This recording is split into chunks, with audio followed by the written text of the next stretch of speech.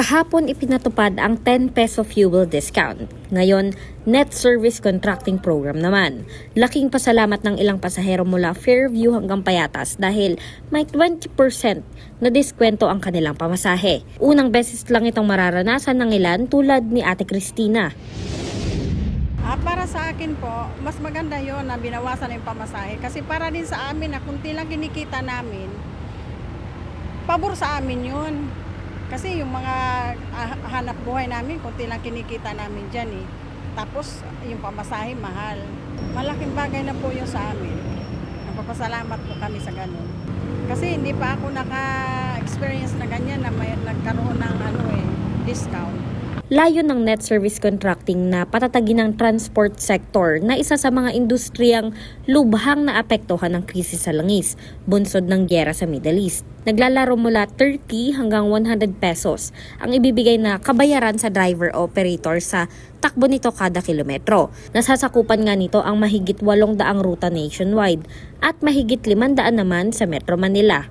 Kaya para sa ibang drivers, kung merong ganitong klaseng programa pinapatupad ng ating gobyerno, so okay po yan para sa mga transport workers at okay din po yan, no? Makakatiyak yung supplies ng masasakyan para sa mga pasahero. Pero may ilang tsuper na hindi maiwasang humirit. Yes ma'am, okay naman ma'am. Pero mas mainam siguro kung ibababa yung presyo ng diesel. Ibalik sa dati. Kasi sa totoo lang ngayon, wala talaga kinikita. Para maiwasan din ang korupsyon, gagamit ng GPS para sa monitoring ng biyahe ng drivers. That's why we're requiring our PUVs enrolled in our net service contracting program na magkaroon ng GPS para po wala na pong human intervention pagdating sa ruta ng kanilang tinagbo. At matitiyak natin na yung babayarin natin na ruta, yun yung tama at wasto.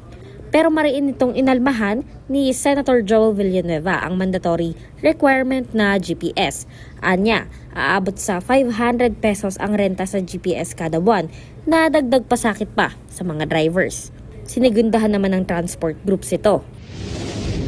Hindi sapat itong funding na to para tumaya pa, no? Gumastos pa yung mga transport workers natin para dito sa GPS na to. Kung ilang araw lang naman to ipapatupad. Kaya nga parang hindi siya viable. Kaya marami pong kumu-question dyan. Kaya kung gagastos din lang, dapat mayroong pang abono ang ating gobyerno. Sa kabila nito, malaking tulong pa rin ang net service contracting sa pasahero at driver lalo na sa panahon ngayon na unti-unting nababawasan ang mga namamasadang public vehicles. Presidente natin, para sa akin, siya ang pinaka-leader ng bansa natin. Siya nagpapatakbo ng sa akin. Sa presidente, may nagagawa naman yung presidente natin. Malaki naman ang tiwala ng ilan na patuloy ang trabaho ng gobyerno para mas mapabuti pa ang sitwasyon ng bansa sa gitna ng national crisis. Para sa Balitang Totoo sa Bagong Pilipinas, Ana Pereyan, D11206 AM para sa Tres Tanghali ng Congress TV.